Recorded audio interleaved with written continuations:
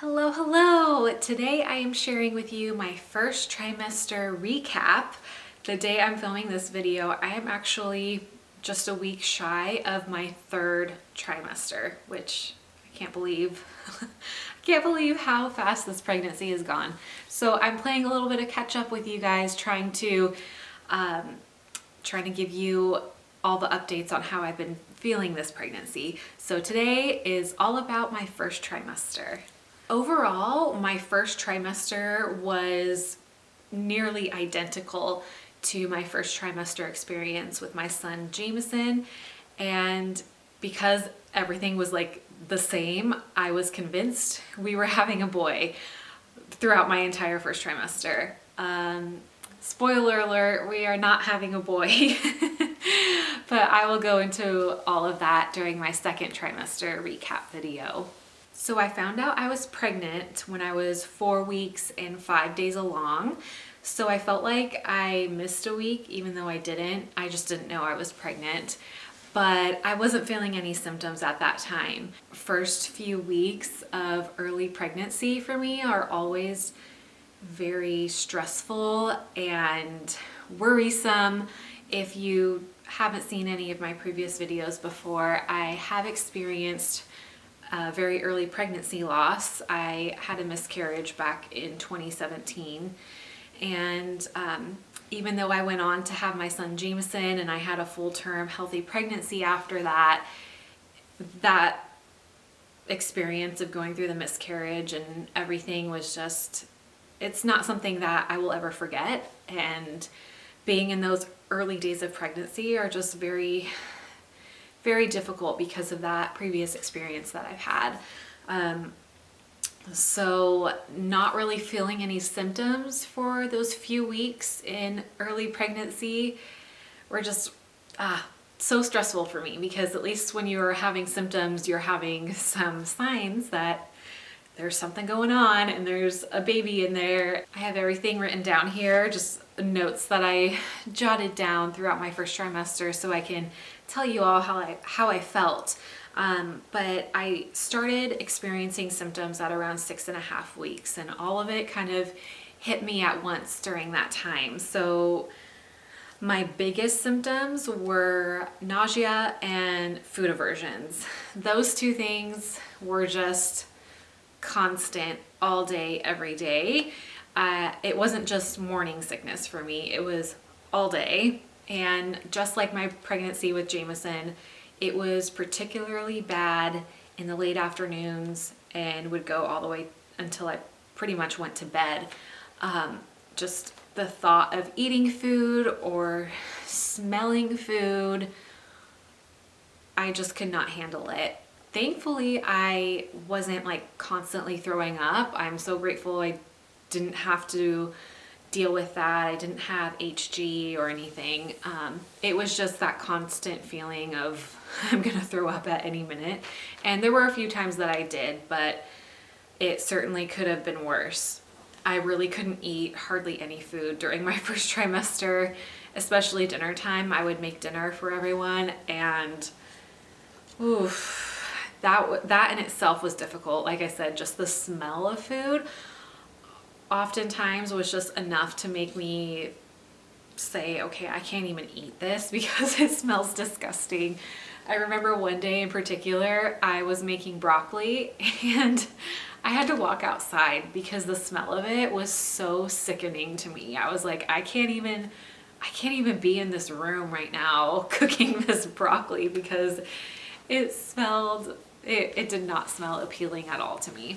Nausea and food aversions were probably my biggest symptoms. The other thing was fatigue. Of course, everyone knows that that first trimester in particular is really, really tough where fatigue is concerned. And this time around, I definitely felt more fatigued than I did with Jameson. And that's, I think, just because this time around I had a little 18-month-old toddler running around, and I'm a stay-at-home mom, so I'm with Jameson 24/7 all day, every day, and it was really tough.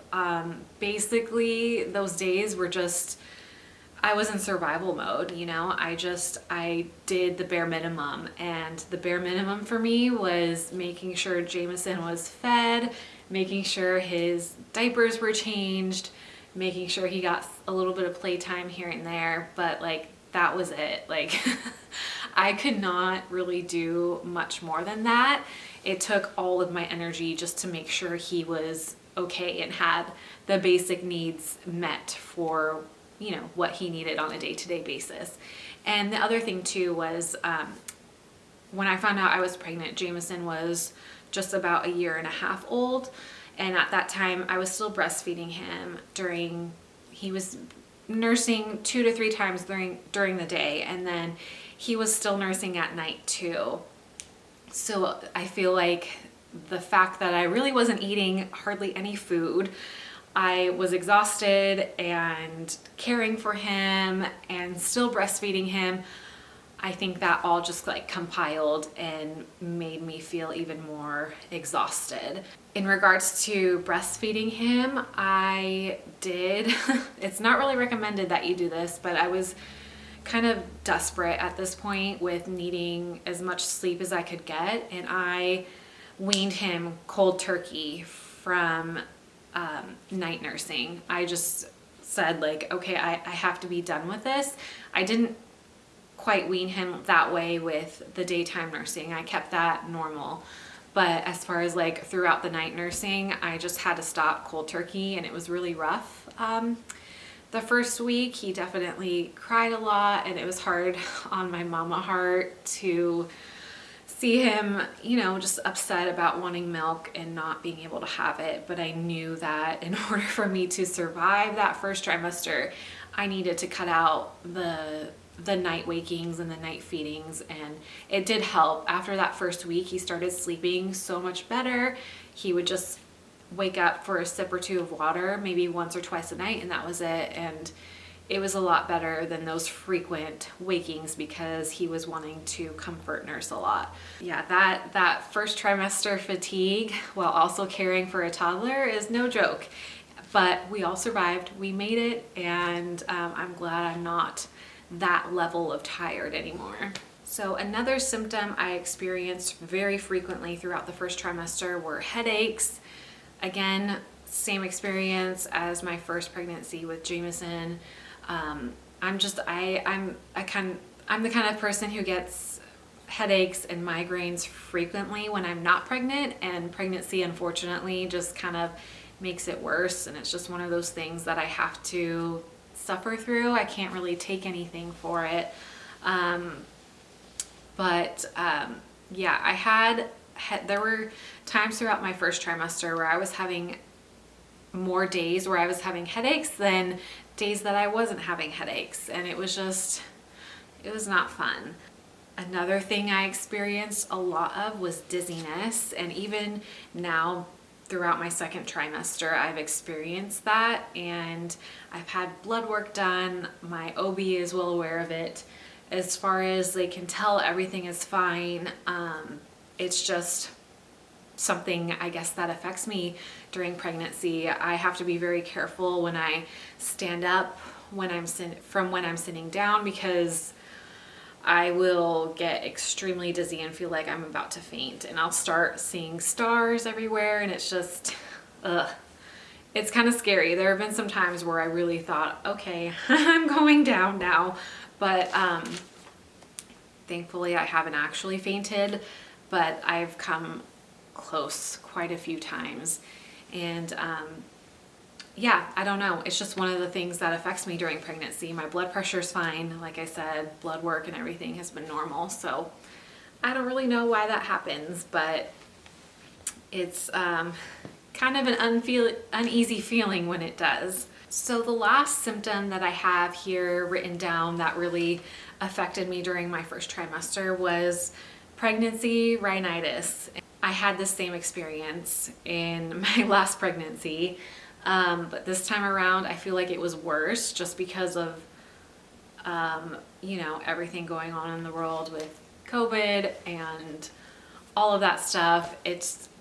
I was just sneezing all of the time, and I had congestion, and it was just some days like I was just sneezing all day long and like nothing would make it better. I have like a saline nasal rinse that I would use, and that didn't help. It was just not very fun, and there were several times where I'd have to go to the doctor for a checkup or whatever, and I would get questioned about whether or not I'm sick and if I've been tested. I'd have to explain like, no, I'm not sick, I'm just having these awful allergy symptoms because of this pregnancy.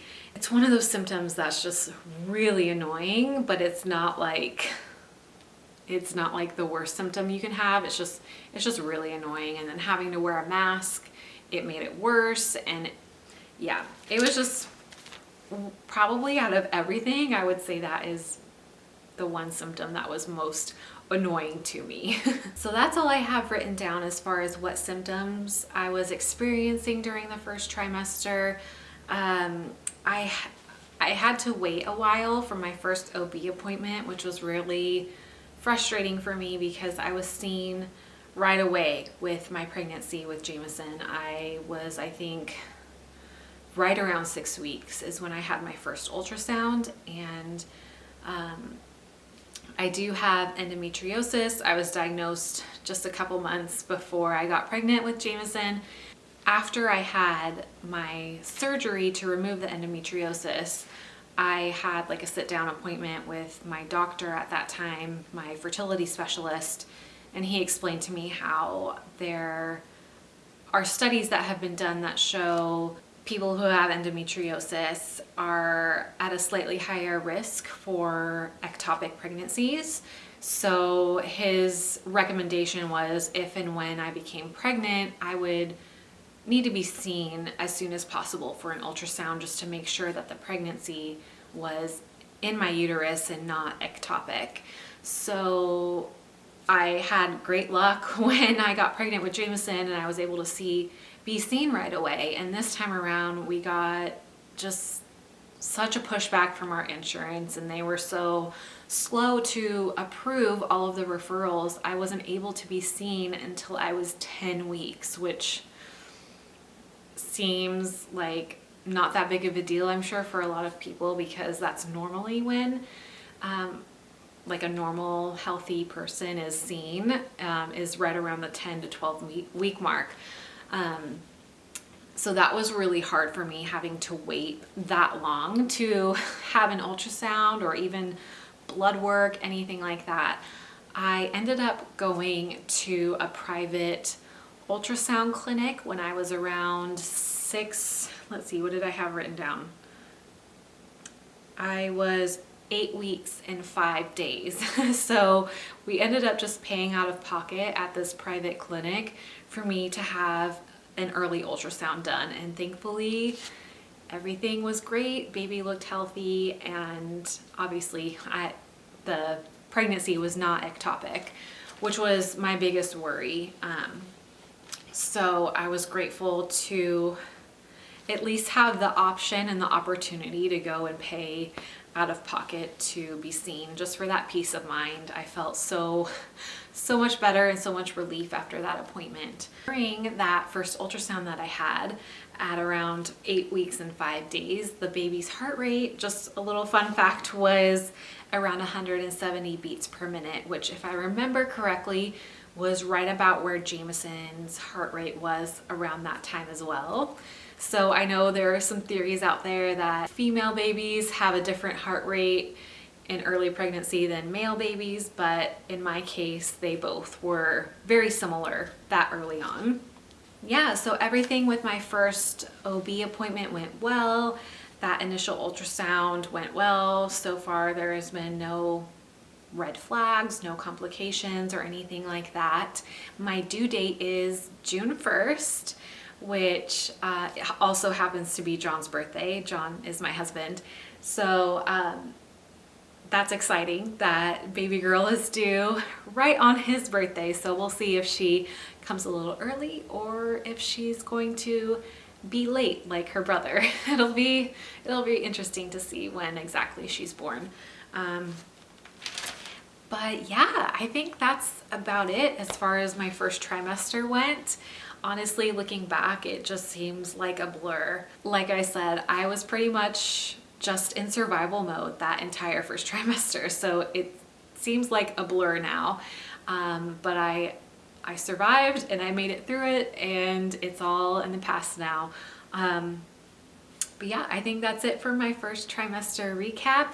I will be doing another video just like this for my second trimester recap, so that will be coming soon since I'm just about at the end of my second trimester. So let me know in the comments down below how you're doing. If you are in your first trimester or at any point in your pregnancy, let me know how you're feeling and what your major symptoms have been.